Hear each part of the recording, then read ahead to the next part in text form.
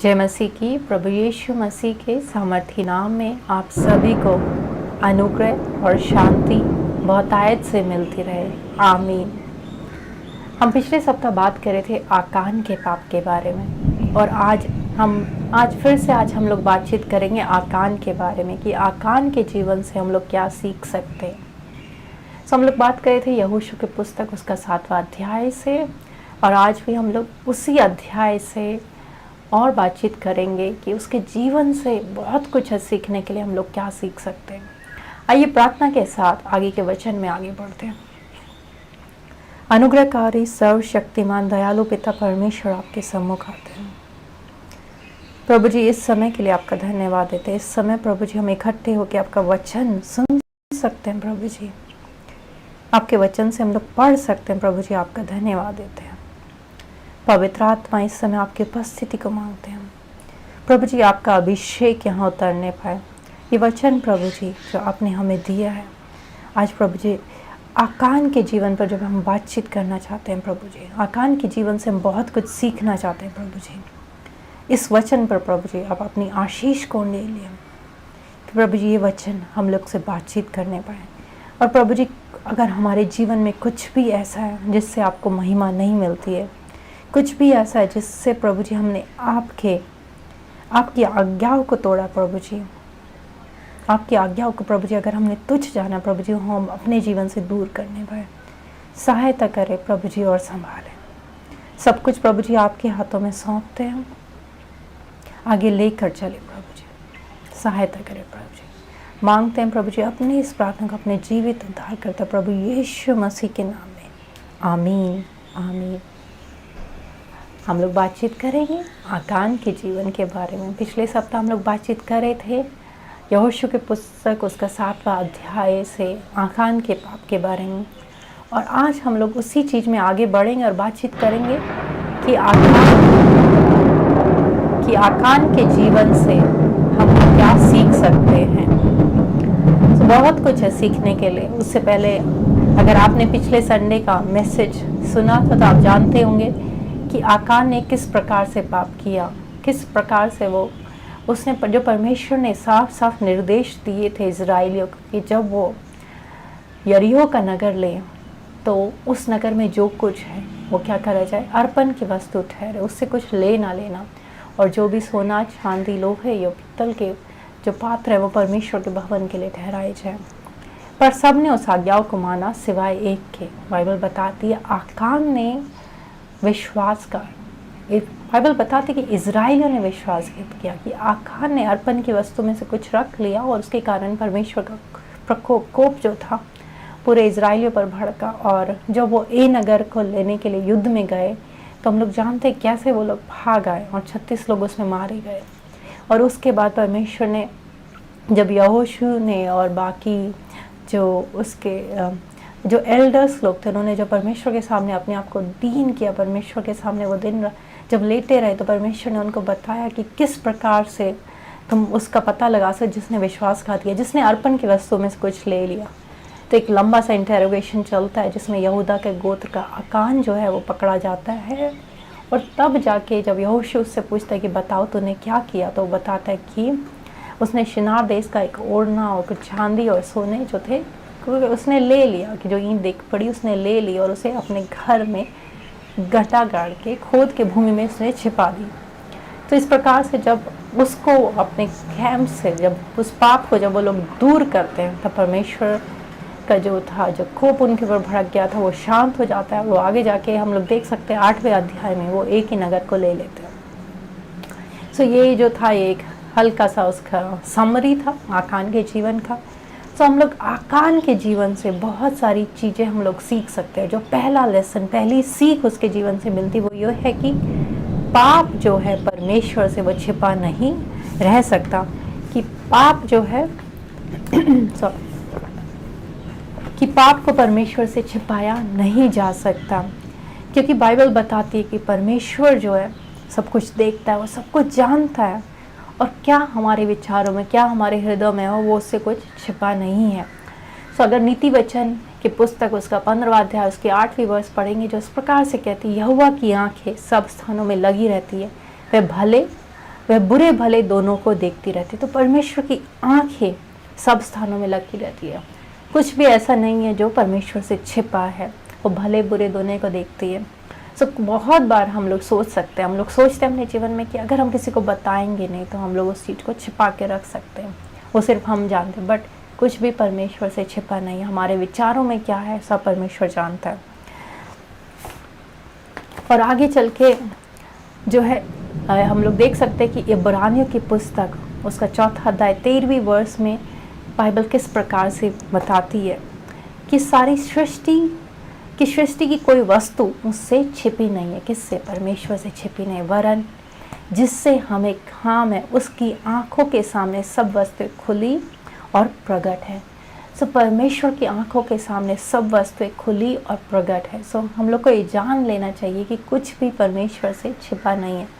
सो आकान ने क्या किया? आकान ने कुछ अर्पण की वस्तु को ले लिया, उसने भूमि में गड्ढा खोद के उसे छिपाने की कोशिश करी। उसे लगा वो इजरायलियों से तो छिपा पाया थोड़े टाइम के लिए, बट क्या परमेश्वर से वो छिपा था? नहीं। परमेश्वर की आंखों के सामने क्या सब वस्तुएं खुली और प्रकट है। हमारा पाप हम कितना ही छिपाने की कोशिश करें, हम किसी को ना बताए, पर परमेश्वर के सामने वो क्या है? खुला और प्रकट है। परमेश्वर की आंखों से कुछ भी छिपा नहीं है। हम लोग देख सकते हैं बाइबल में एक उदाहरण ले सकते हैं हम लोग हनन्याह और सफीरा का, जो कि हमें प्रेरितों के काम की पुस्तक उसका 5वां अध्याय उसकी 1 से 10वीं वर्ष में मिलता है। क्योंकि जब पतरस जब कलीसिया शुरू हुई पतरस, तो उसमें जो डिसाइपल लोग थे वो क्या करते थे, बहुत सारे लोग क्या करें अपना जितना भूमि होता था सब बेच के डिसाइपल लोगों के प्रेरितों के चरणों में रख देते थे कि ये हुआ। तो बरनबास ने ऐसा किया और लोगों की दृष्टि में उसको क्या कि वो काफ़ी उसको अच्छा मानते थे। सो हनन्याह और सफीरा भी जो थे लोगों की नज़रों में अच्छा दिखना चाहते थे। तो आप इसे पढ़ सकते हैं, मैं आपके लिए जल्दी से वो पढ़ दूंगी क्योंकि बहुत ज़रूरी है। प्रेरितों के काम की पुस्तक उसका 5वां अध्याय उसकी 1 से लेकर 10वीं वर्ष तक। और हनन्याह नाम एक मनुष्य और उसकी पत्नी सफीरा ने कुछ भूमि बेची। तो जैसे बाकी डिसाइपल लोग कर रहे थे वैसा ही उन्होंने भी किया, उन्होंने भूमि बेची और उसके दाम में से कुछ रख छोड़ा। और यह बात उसकी पत्नी भी जानती थी और उसका एक भाग लाकर प्रेरितों के पाँव के आगे रख दिया। तो उन्होंने क्या किया कि भूमि बेची, बट उन्होंने क्या किया, जितने की बेची उसको सारा उन्होंने प्रेरितों के काम आगे नहीं रखा, पर उन्होंने क्या कहा, एक भाग अपने पास रख लिया।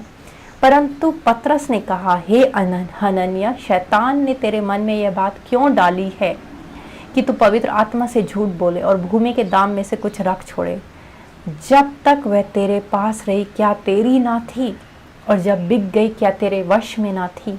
तूने यह बात अपने मन में क्यों विचारी? तू मनुष्य से नहीं परंतु परमेश्वर से झूठ बोला। यह बातें सुनते ही हनन्याह गिर पड़ा और प्राण छोड़ दिए और सब सुनने वालों में बड़ा भय छा गया।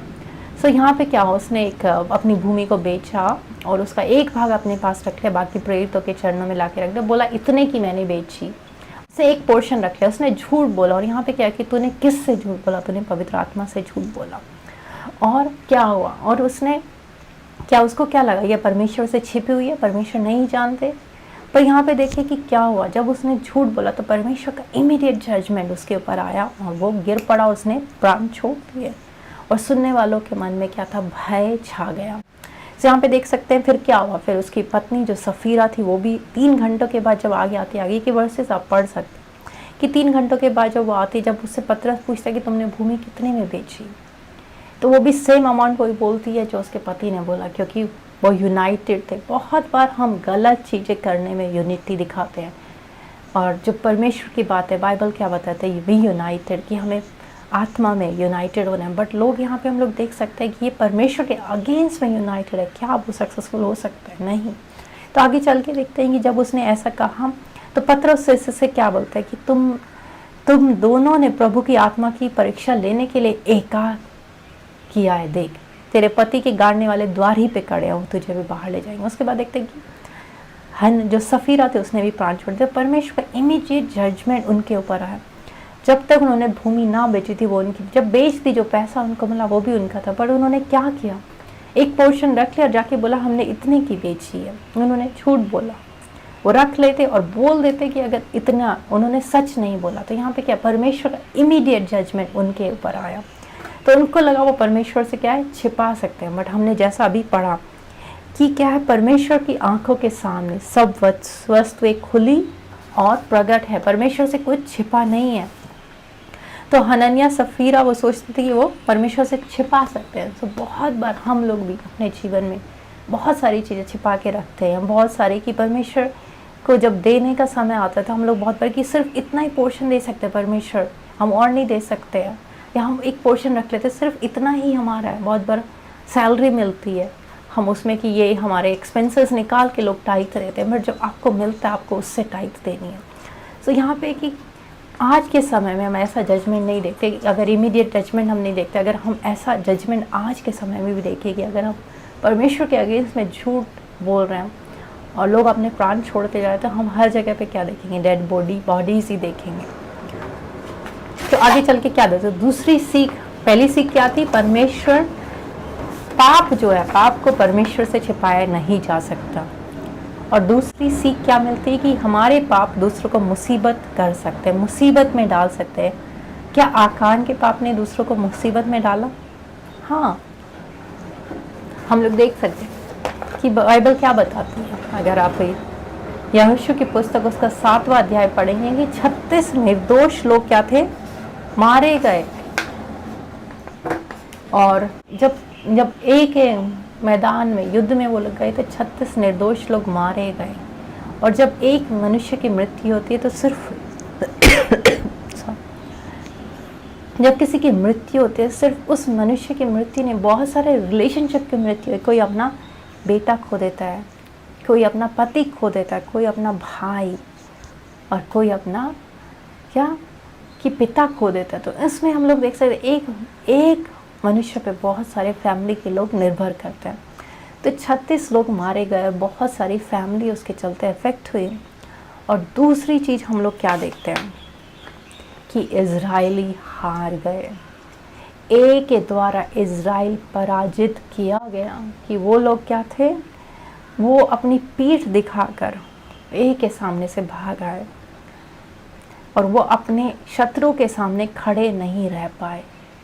तो इसमें हम इसके जो आकान के पाप, कि हमारे पाप दूसरों को मुसीबत में डाल सकते, कि आकान के पाप से 36 निर्दोष लोग मारे गए, इजराइल हार गया। और क्या हुआ कि आकान और उसके परिवार, पूरे परिवार को क्या मिला, दंड मिला परमेश्वर की ओर से, परमेश्वर का, कि वो पूरे अर्पण की वस्तु बन गए। और कि पूरे परिवार को दंड मिला, कि पूरा इजराइल देख पाए कि अगर हम परमेश्वर के विरुद्ध पाप करते हैं तो परमेश्वर जो है पाप को बिल्कुल नहीं सहता है।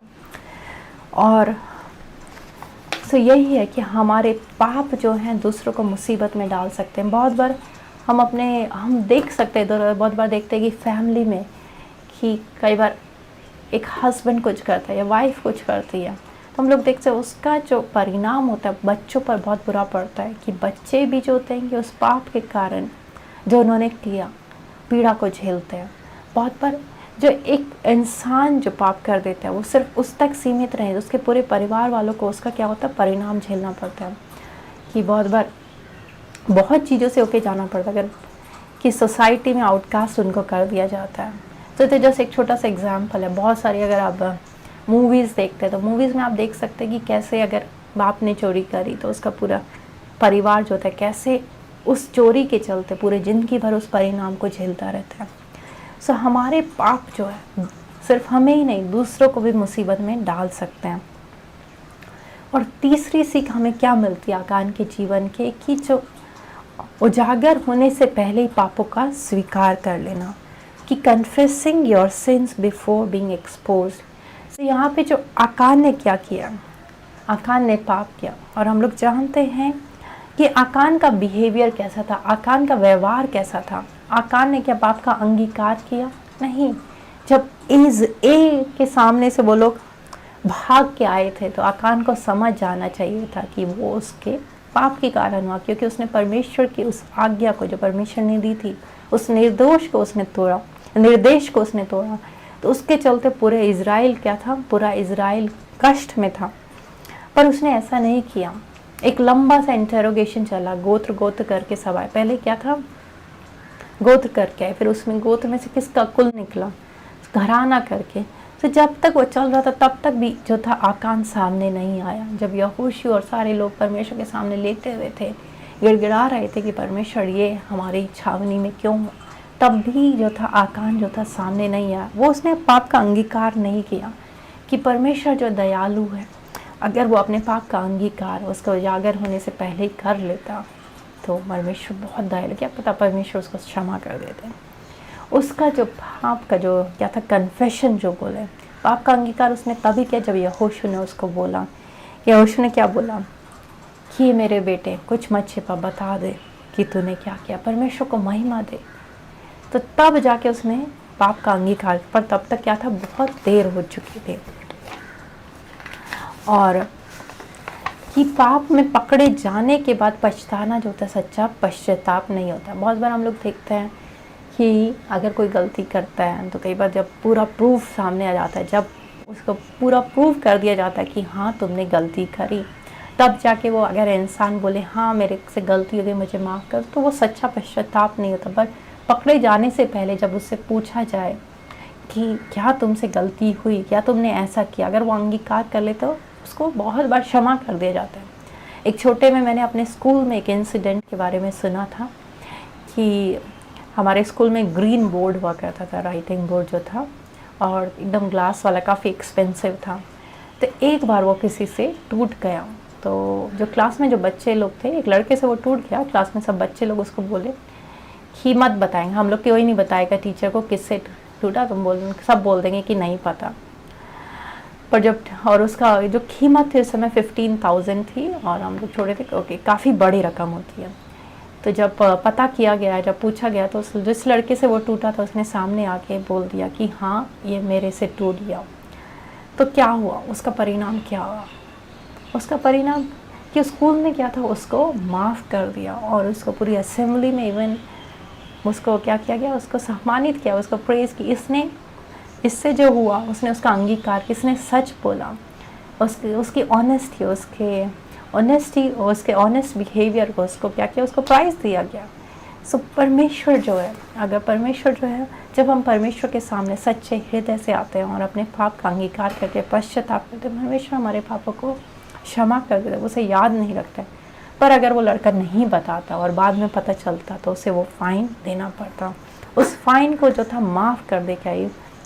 तो बहुत बार से उसी प्रकार से होता है, हमें पाप का अंगीकार तब नहीं करना चाहिए जब हम एकदम पाप में क्या पकड़े जाए, जब कोई वो नहीं की, जब कि सब कुछ साबित हो जाए कि हाँ तुमने किया। पर पहले ही हम लोग को परमेश्वर के सामने आके उसका अंगीकार कर लेना चाहिए, तो हम लोग को पश्चाताप के साथ। तो जो आकान ने किया, आकान ने ऐसा नहीं किया, और समय क्या था, बहुत देर हो गई थी, क्योंकि बाइबल बताती है, नीति वचन की पुस्तक उसका 28वां अध्याय उसकी 13वीं वर्ष में क्या बताती है कि जो अपने अपराध छिपा रखता है उसका कार्य सफल नहीं होता, परंतु जो उनको मान लेता और छोड़ भी देता है उस पर दया की जाएगी। सो जो अपने अपराध छिपा रखता है, बाइबल क्या बताती है, जो अपराध छिपा रखता है उसका कार्य सफल नहीं होता, परंतु जो उसको मान लेता और छोड़ भी देता है उस पर दया की जाएगी। तो यहाँ पे दो चीज़ें, जो मान लेता है और उसको छोड़ भी देता है उस पर क्या है, दया की जाएगी। पर आकान ने ऐसा नहीं किया, उसने उसको छिपा के रखा। सो बहुत बार हम लोग के जीवन में भी कोई छिपा हुआ पाप हो सकता है जिसको हम छिपा के रखते हैं, और हम देखते हैं कि हमारे जीवन में कोई कार्य सफल नहीं हो रहा है, क्योंकि बाइबल यही बताती है, जो अपना अपराध छिपा रखता है उसका कार्य सफल नहीं होता, पर जो उसे मान लेता है और छोड़ भी देता है उस पर दया की जाएगी। सो आकान ने ऐसा नहीं किया। अगर आकान सही समय पर अपने पाप का अंगीकार कर लेता, पाप उजागर होने से पहले, तो परमेश्वर बहुत दयालु है कि बाइबल बताती है, यशायाह की पुस्तक उसका 55वां अध्याय उसके 6 से लेकर 7वीं वर्ष अगर आप पढ़ें, जब तक यहोवा मिल सकता है तब तक उसकी खोज में रहो, जब तक वह निकट है तब तक उसको पुकारो। दुष्ट अपनी चाल चलन और अनर्थकारी अपने सोच विचार छोड़कर यहोवा ही की ओर फिरे, वह उस पर दया करेगा। तो परमेश्वर दया करता है, वह हमारे परमेश्वर की ओर फिरे और वह पूरी रीति से उसको क्षमा करेगा। तो हमें बाइबल क्या बताती है कि परमेश्वर दयालु है।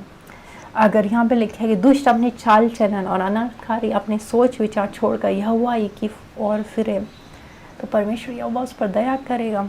और जब परमेश्वर यहोवा की ओर वो फिरेंगे तो पूरी रीति से उसको क्षमा करेगा। अगर आकान सही समय पे, मतलब अपना पाप उजागर होने से पहले ही अपने पाप को मान लेता, तो परमेश्वर उस पर निश्चय दया करते और उसको क्षमा करेगा। सो मैं यहाँ पे आपके सामने 2 एग्जाम्पल लेना चाहूँगी, राहाब के बारे में और आकान के बारे में। राहाब के बारे में हम लोग बात कर रहे थे पिछले सप्ताह, उससे पिछले सप्ताह, कि राहाब के बारे में हम लोग क्या बातचीत कर रहे थे कि जब यहोशू ने 2 दूत भेजे तो उसने अपने दूतों को क्या था, अपने यहाँ छिपा लिया और वो अपने राजा के भी अगेंस्ट गई। तो राहाब का जो कैरेक्टर था, और राहाब क्या थी, एक वैश्या थी, पर उसने किसका पक्ष लिया? उसने सही चीज़ का पक्ष, उसने परमेश्वर का पक्ष लिया, उसके लोगों का लिया। और राहाब एक वैश्या थी, बट उसने परमेश्वर के लोगों को चुना। यहाँ पे हम आकान के बारे में क्या देख सकते हैं? आकान यहूदा के गोत्र से था, एक प्रोमिनेंट लीडर, अपना प्रोमिनेंट ट्राइब से वो था। और उसने क्या चुना? एक मेटल को, सोने और चांदी को उसने, और एक कुछ वस्त्र को उसने राइट रिलेशनशिप बिफोर गॉड, कि उसने परमेश्वर के सामने उस रिश्ते से बढ़कर उसने उस सोने चांदी को रख दिया। पर राहाब ने क्या किया? उसने सब कुछ छोड़ के परमेश्वर के साथ रिश्ते को चुना। और हम लोग देखते हैं क्या परिणाम हुआ, कि राहाब बचाई गई। सिर्फ राहाब ने, उसके साथ उसका पूरा घराना भी बचाया गया। और आकान के साथ क्या हुआ? आकान के साथ उसका पूरा घराना भी नाश हो गया। और राहाब का नाम आप देख सकते हैं, अगर आप मत्ती की पुस्तक पढ़ेंगे, उसका पहला अध्याय में आप देख सकते हैं राहाब का नाम प्रभु यीशु मसीह की वंशावली में आप देख सकते हैं कि राहाब एक वेश्या थी। जब उसने परमेश्वर, तो वो प्रभु यीशु मसीह के वंशावली में भी उसका नाम आया। और आगे चल के ग्रेट ग्रेट ग्रेट ग्रेट आप बोल रहे हो ग्रैंड मदर ऑफ जीसस कहलाए। और आकान के साथ क्या? आकान का नाम और आकान के पूरे घराना जो था वो पूरा नाश हो गया। सो हम बहुत ज़रूरी है कि हम लोग क्या चुनते हैं, कि हम लोग क्या छोटी छोटी चीज़ों को हम परमेश्वर के राइट रिलेशनशिप के ऊपर रख देते हैं। हम परमेश्वर को छोड़ के चीज़ों को चुनते हैं। और जो चौथी सीख हमें आकान के जीवन से मिलती है वो है लोभ, लालच से सावधान। क्या? लोभ सब बुरी बुराइयों की जड़ है। तो जब यहोशू जो था, यहोशू अगर आप देखें, यहोशू ने जब यहोशू की पुस्तक उसका 7वां अध्याय अगर 21 वर्ष आप पढ़ें, जब आकान ने अपने आप का अंगीकार यहोशू के सामने किया तो उसने क्या कहा? उसने कहा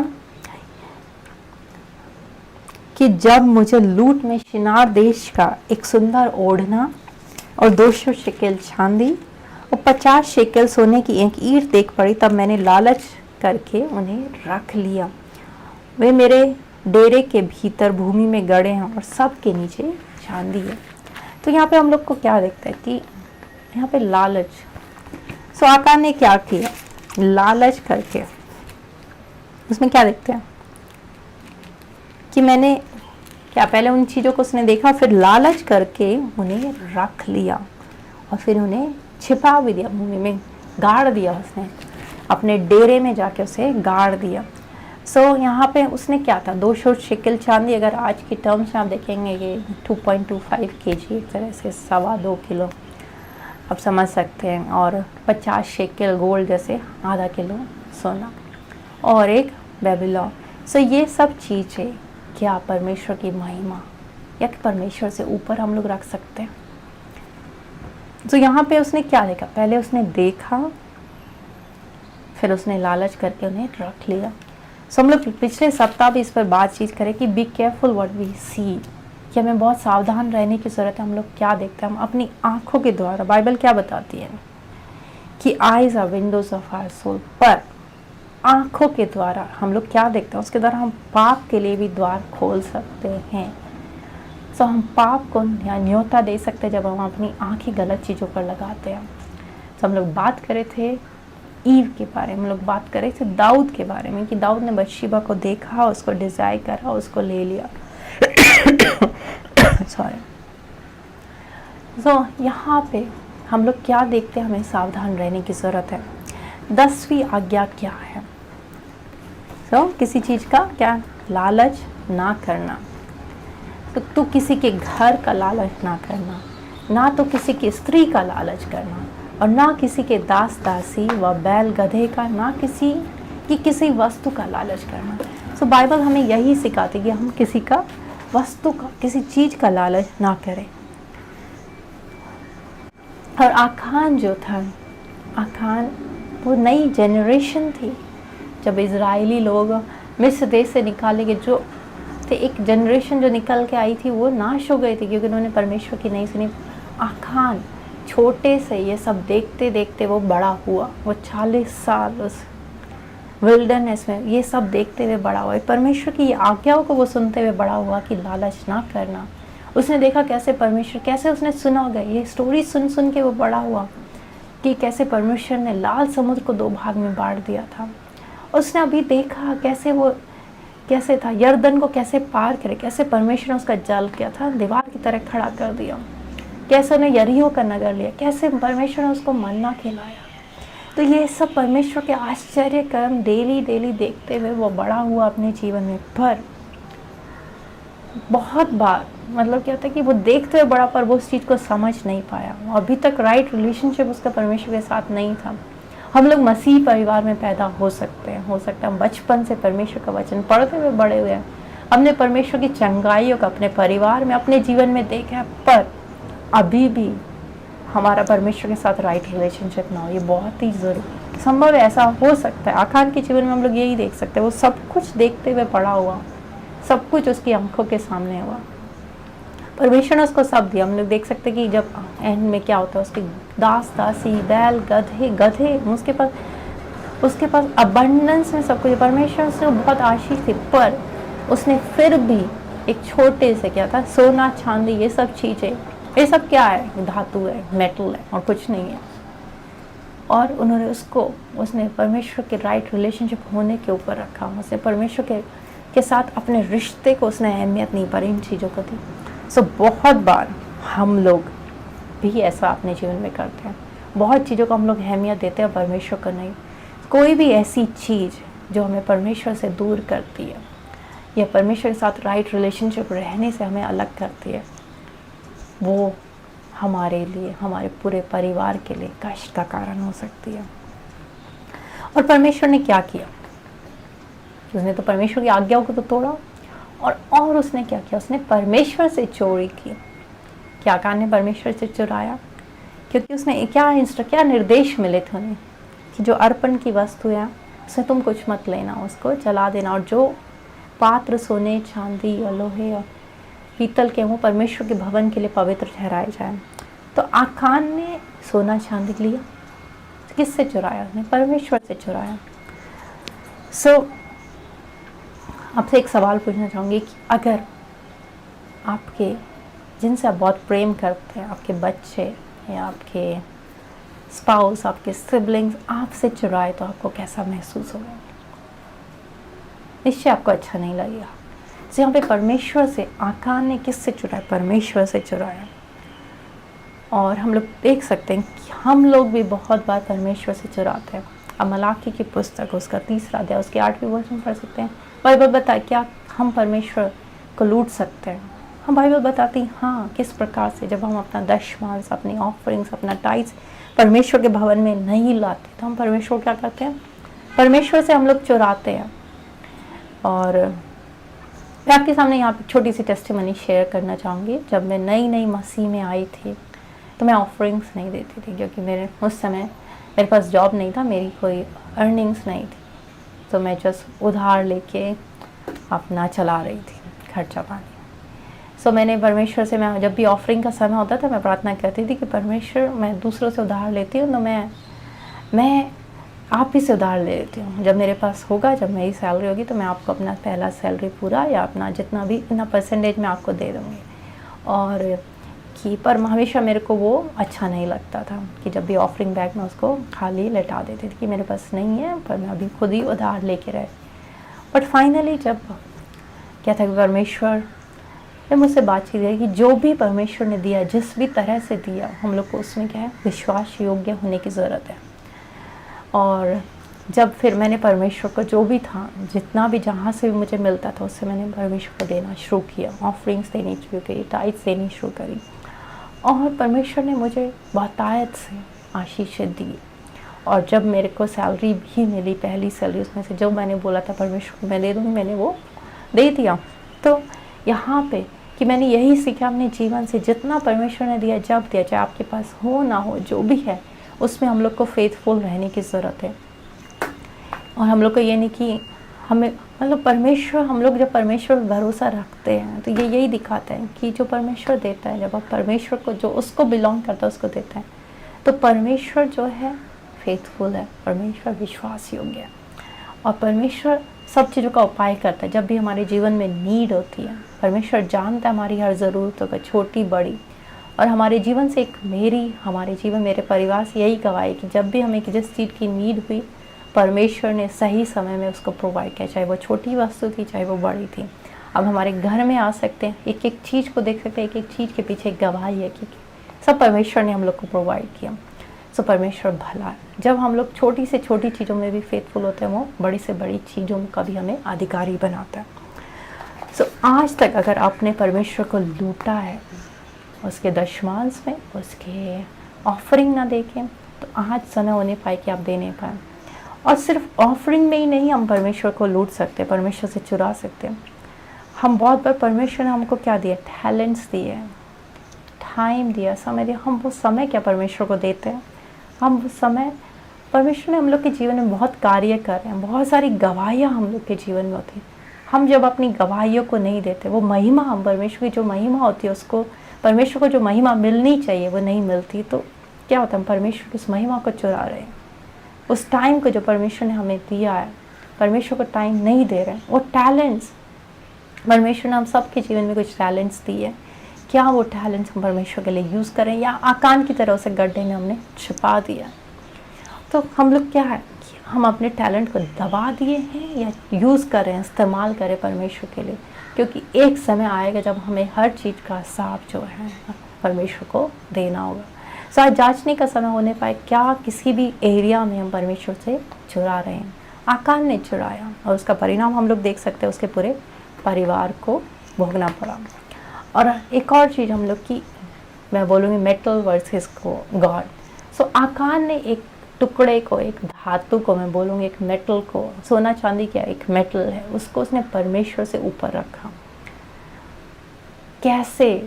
मतलब आप इसे सोच के, क्या हम सोने चांदी की वस्तुओं को, क्या हम परमेश्वर से ऊपर रख सकते? कैसे वो परमेश्वर की महिमा, परमेश्वर की ग्लोरी से हम लोग उसे कंपेयर भी कर सकते हैं? क्या हम उन चीज़ों को, जो कुछ नहीं है, जस्ट एक धातु, एक मेटल है, क्या हम परमेश्वर की महिमा से ऊपर रखते हैं? क्या हम परमेश्वर से चुराते हैं? या उन चीज़ों के पीछे हम भागते रहते हैं, उन चीज़ों को हासिल करने के लिए क्या हम लोग भागते रहते हैं? या उन्हीं चीज़ों को करने के लिए हम लोग अपना सारा समय उसी में लगा देते हैं? तो जांचने की ज़रूरत है हमें कि हम इन सब चीज़ों को परमेश्वर के ऊपर ना रखें। और बाइबल क्या बताती है कि लालच क्या है? लालच मूर्ति पूजा के समान है, और मूर्ति पूजा से परमेश्वर घृणा करते हैं। कुलुस्सियों की पुस्तक, उसका 3 अध्याय, अगर 5वीं से 6वीं वर्ष आप पढ़ेंगे, उस प्रकार से है। इसलिए अपने उन अंगों को मार डालो जो पृथ्वी पर है, अर्थात व्यभिचार, अशुद्धता, दुष्कामना, बुरी लालसा और लोभ को, जो मूर्ति पूजा के बराबर है।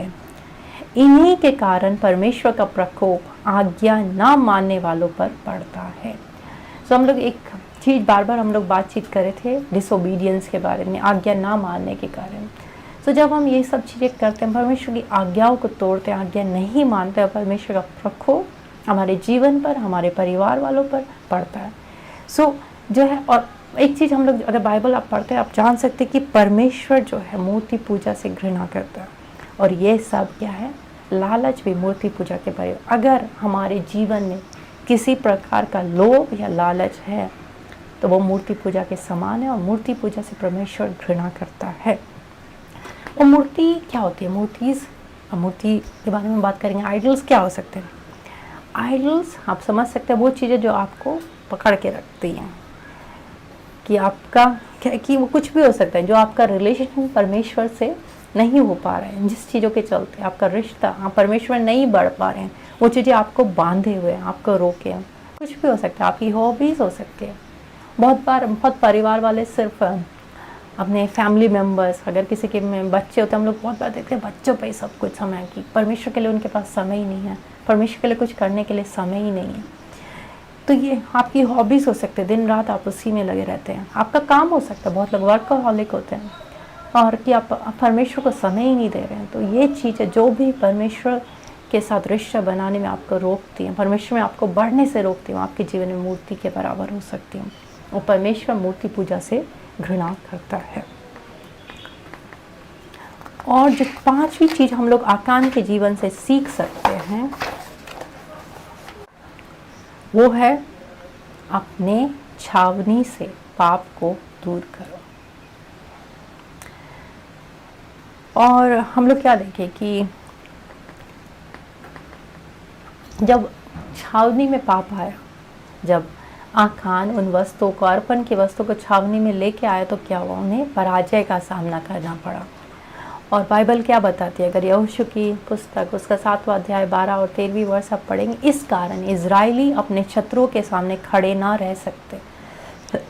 वे अपने शत्रु को पीठ दिखाते हैं, और इसलिए कि वे आप अर्पण की वस्तु बन गए हैं। और यदि तुम अपने मध्य में से अर्पण की वस्तु को सत्यानाश न कर डालोगे, तो मैं आगे को तुम्हारे संग न रहूँगा। सो यहाँ पे क्या है कि वो अपने शत्रु के सामने क्या बन गए? अर्पण की वस्तु बन गए हैं। वो पीठ दिखाते हैं क्योंकि उनकी छावनी में, उनके मध्य में अर्पण की वस्तु है। और परमेश्वर ने साफ साफ इसमें कहा, जब तक तुम उस अर्पण की वस्तु को अपनी छावनी से दूर ना करोगे, तब तक मैं तुम्हारे संग नहीं रहूँगा। और अगर 13वीं वर्ष पढ़े, उस प्रकार से उठ, अब परमेश्वर यहोशू से बोल रहे, प्रजा के लोगों को पवित्र कर, उनसे कहे कि बिहान तक अपने अपने को पवित्र कर रखो, क्योंकि इज़राइल का परमेश्वर यहोवा यह कहता है कि हे इज़राइल, तेरे मध्य में अर्पण की वस्तु है। इसलिए जब तक तू अर्पण की वस्तु को अपने मध्य में से दूर ना करे, तब तक तू अपने शत्रु के सामने खड़ा ना रह सकेगा। तो यहाँ पे साफ साफ कि तेरे मध्य में अर्पण की वस्तु है, जब तक तू उस वस्तु को दूर ना करेगा, तू परमेश्वर के सामने खड़ा ना रह सकेगा। अगर आपकी छावनी में कोई ऐसा पाप है, कोई ऐसी वस्तु है जिससे परमेश्वर को महिमा नहीं मिलती, कोई ऐसा पाप है जो हमने छिपा के रखा है, तो हमें पराजय का सामना करना पड़ेगा। जब तक हम उसे दूर नहीं कर देंगे, तब तक हम पराजित होते रहेंगे। और हम लोग आगे देख सकते हैं कि जैसे ही उन्होंने उस पाप की वस्तु को, उस अर्पण की वस्तु को अपनी छावनी से दूर हुआ, आप अगर 8वां अध्याय पढ़ेंगे यहोशू की पुस्तक में, तो वो कैसे कि जैसे हटा दिए गए, इजरायली एक बार फिर से जो थे विजयी हो गए। इजराइल विजय हो गया। तो जैसे ही उस अर्पण की वस्तु को दूर हुआ, वो विजयी हो गए। और परमेश्वर जो है क्या है, एक छठी सीख आपको से क्या मिल सकती है? परमेश्वर पाप से घृणा करता है। कि परमेश्वर पाप से घृणा करता, हम लोग देख सकते हैं कि परमेश्वर का न्याय आया। आकान के जीवन में परमेश्वर का न्याय क्या हुआ कि तत्काल न्याय था, इमीडिएट जजमेंट जब आए, जब क्या हुआ, पर आकान की क्या था?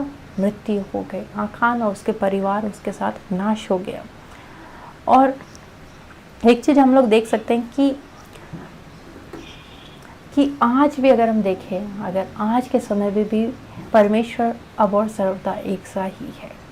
कि उस समय भी परमेश्वर पाप से घृणा करता था आकान के समय, आज भी परमेश्वर पाप से ऐसे ही घृणा करता है। और एक चीज़ हम लोग देख सकते हैं कि परमेश्वर आज के समय में पाप को उस तरह से एक्सपोज या पनिश नहीं करता है जैसे आकान के समय में हुआ। अगर हम ऐसा होता रहे तो हम हर जगह देखेंगे परमेश्वर का भय जो है लोगों में बना रहेगा, लोग हम हर जगह डेड बॉडीज ही देखेंगे। और कि अगर आप सबोपदेशक की पुस्तक उसका 8वां अध्याय उसकी 11वीं वर्ष पढ़ेंगे, जो इस प्रकार से कि बुरे काम के दंड की आज्ञा फुर्ती से नहीं दी जाती, इस कारण मनुष्य का मन बुरा काम करने की इच्छा से भरा रहता है। कि बुरे काम, बहुत हम लोग देख सकते हैं कि बुरे काम की आज्ञा फुर्ती से नहीं दी जाती। हम लोग देख सकते हैं, अगर हाँ इंडियन कोर्ट केसेस कोई ले लेंगे, हम चले रहते हैं, सदियों सदियों चलते रहते हैं कि माता पिता के टाइम से चले जा रहे हैं, उनके बच्चे हुए, पोते हो गए, माता पिता की मृत्यु भी हो गई, तभी तक वो कोर्ट केस चलता ही जा रहा है कि बुरे काम की आज्ञा फुर्ती से नहीं दी जाती। जो जजमेंट है वो इमीडिएट नहीं आता है, तो क्या तो मनुष्य का मन बुरा काम करने की इच्छा से भरा रहता है। तो यहाँ पे कि हम लोग देख सकते हैं, क्योंकि वो जजमेंट जो है इमीडिएट नहीं मिलता, लोग सोचते कि जजमेंट नहीं आएगा, तो लोगों का मन जो बुरे काम की इच्छा से भरा रहता है, सच है। और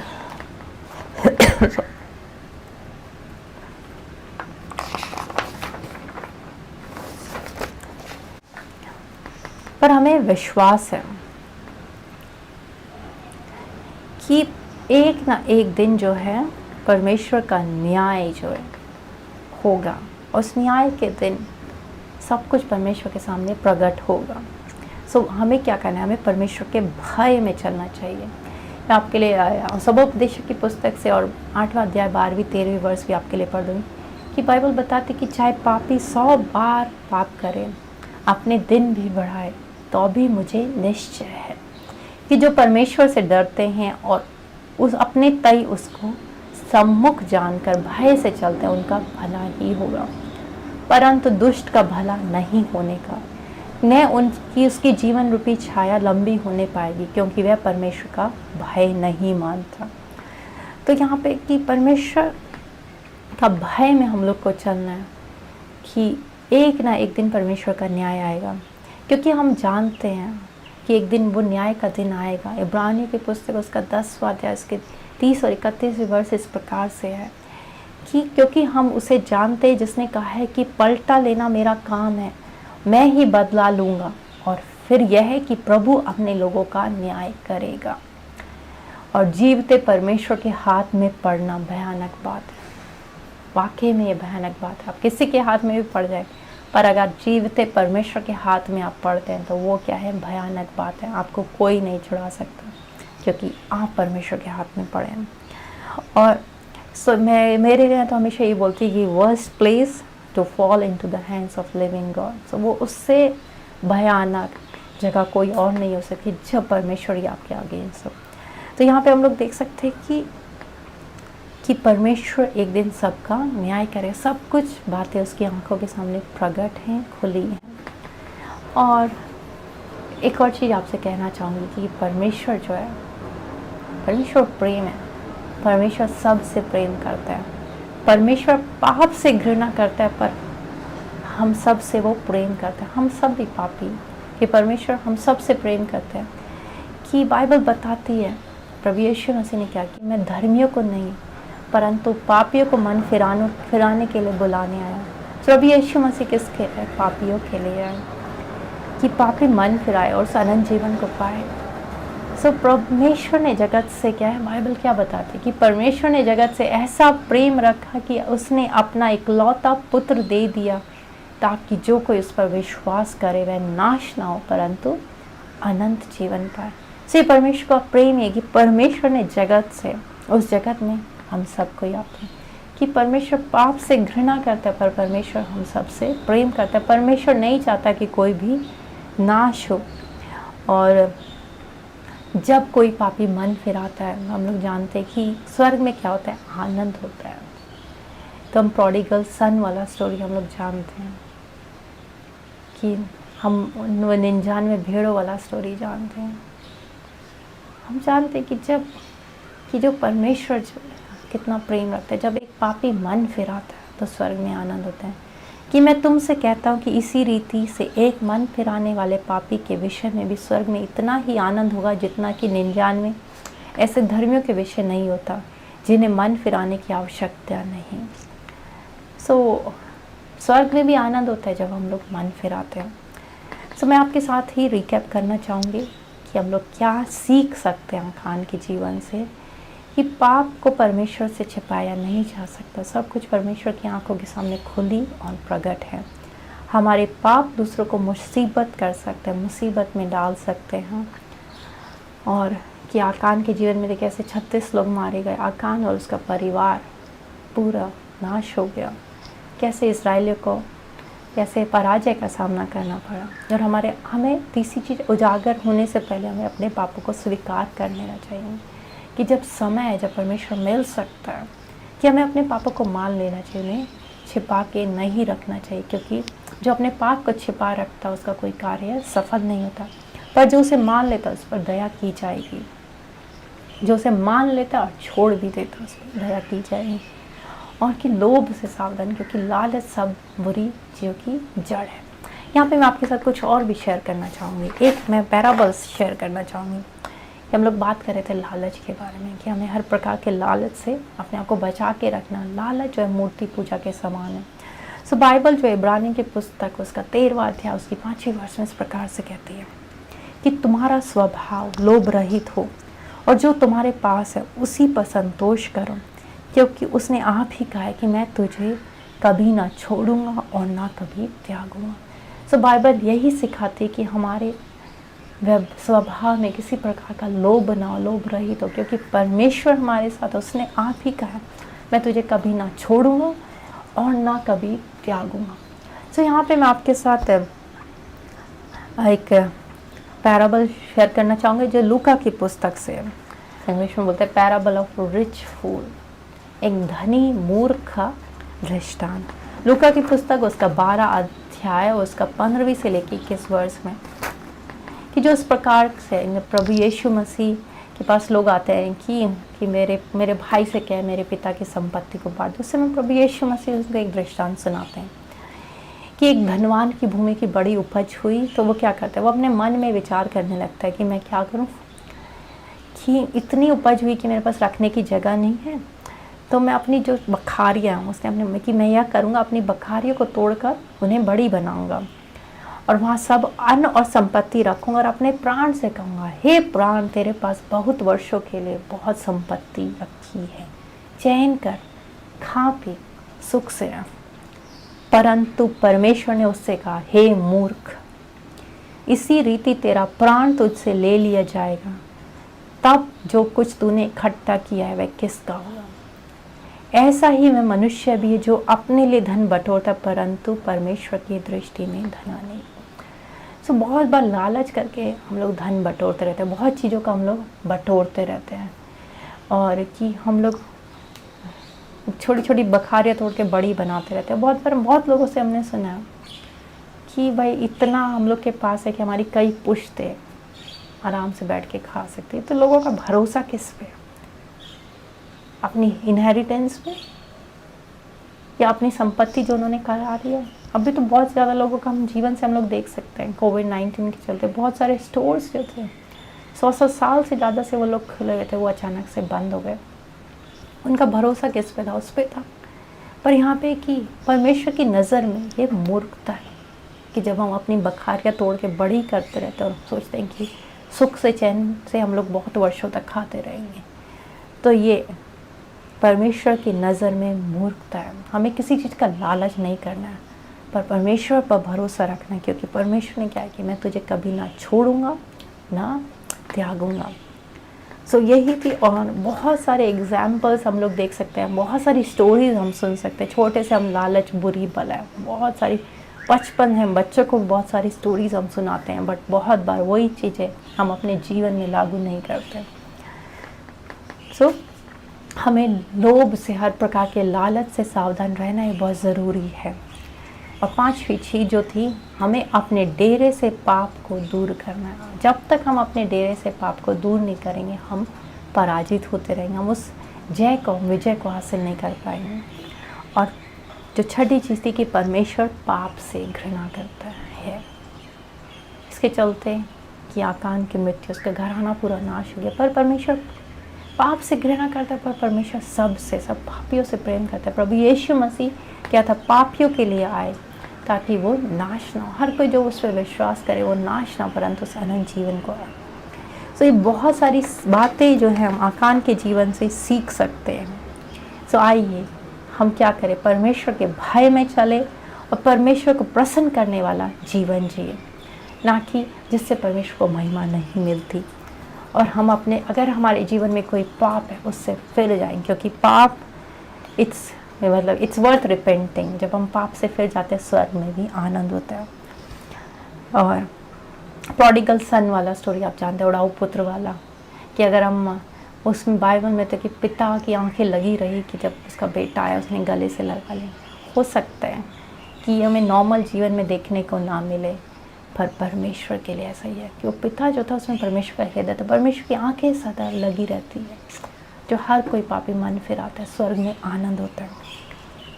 और परमेश्वर के सामने हम अपने आप को दीन करें, क्योंकि परमेश्वर दीनों पर अनुग्रह करता है और जो अभिमानियों से घृणा करता है। आइए प्रार्थना